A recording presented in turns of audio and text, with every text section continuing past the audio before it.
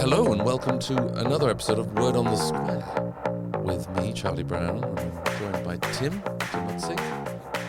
And today we're very excited to be joined by Nathan Freeman from Granny Eats Wolf. And we have come literally straight from an amazing seminar that you've just given us. Thank you very much for today. Well, it's a pleasure to be here. It's been wonderful, and it's been great to hear your tips and advice and so on. How does it feel to be? Are you quite an accustomed VL? I think that's the word, isn't it? Visiting lecturer.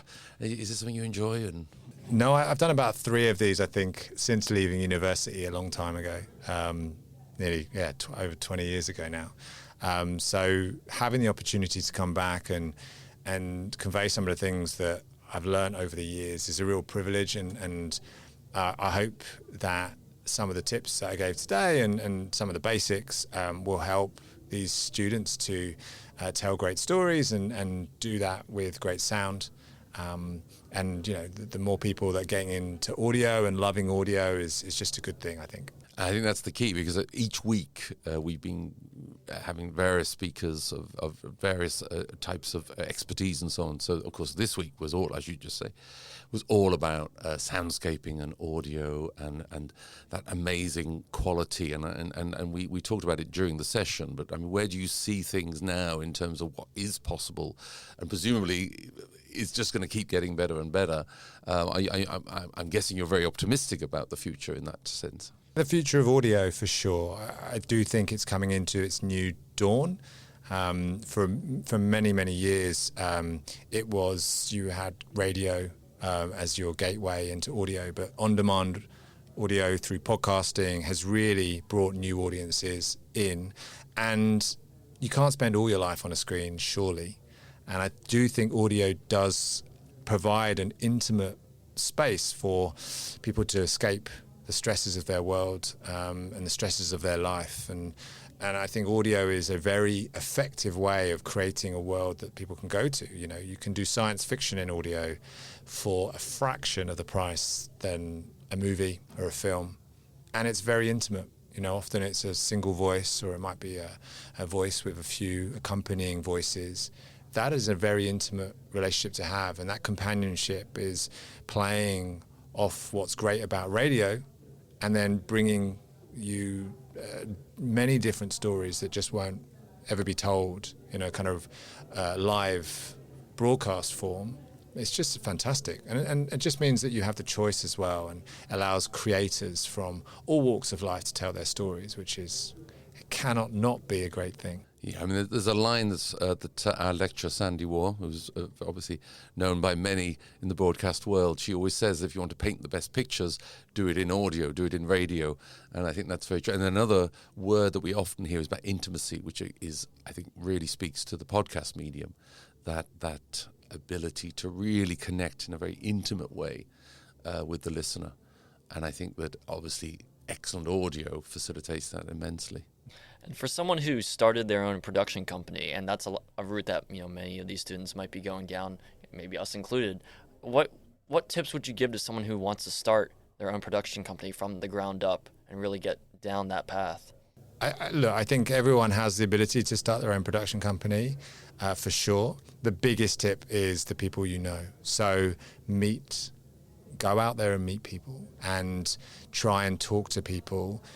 You don't have to, like when I say go out there, you can use LinkedIn, have chats with people from all around the world and build your network, because network is everything in this game. It's like, it's great to have skills, you want to tell great stories, but go and talk to other people, because you'll hear different perspectives, you'll hear their experiences. And you never know when that person might become a commissioner or might need a friend to come and work on a project, and or not be able to do a project, and they're like, oh, I know someone who can do a project. So I think if you're going to start a production company, also build out your community of people who have the same passions as you, would be my tip. Sure. And when you're starting a new project, what excites you the most? Is it getting the project and hearing the story for the first time? Is it hitting the publish button or sending it off? Is it actually sitting down and doing the soundscape? I think the thing I enjoy the most about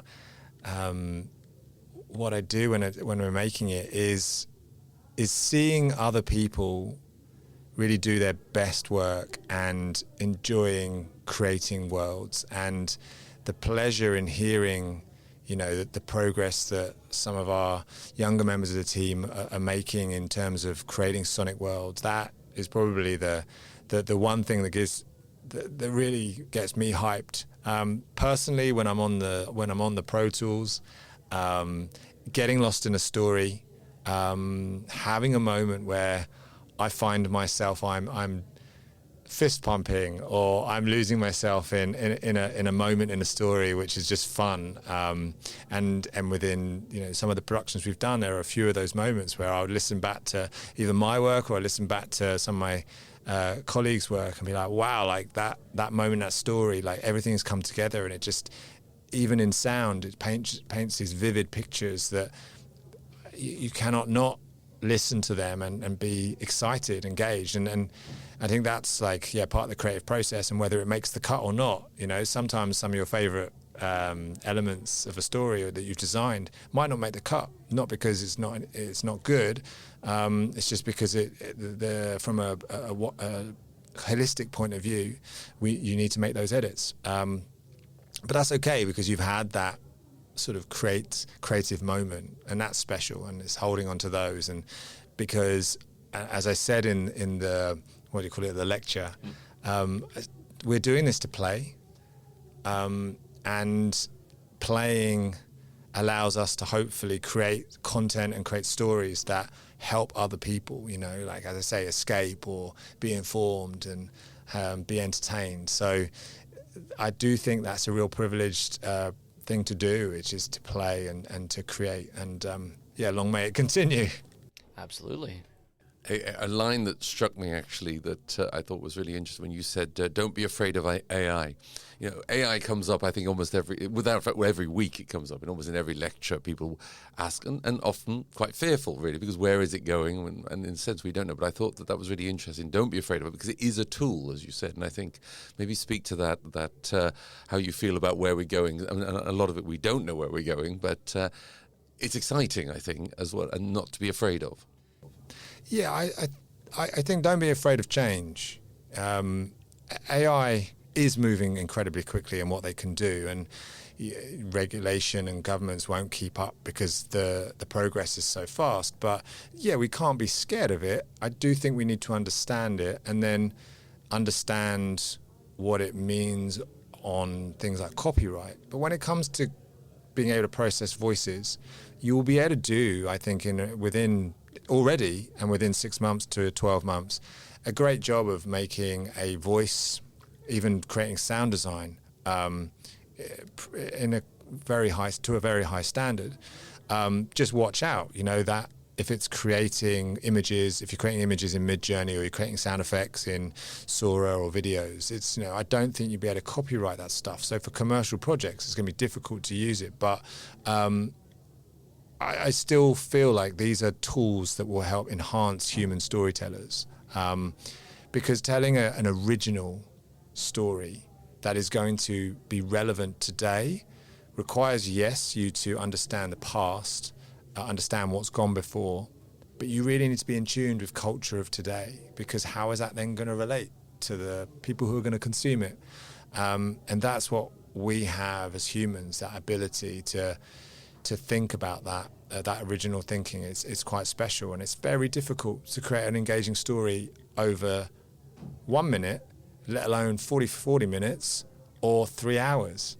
It's incredibly difficult, and it takes a lot of great ingredients, presenters, great sound, finessing, craft, and teamwork.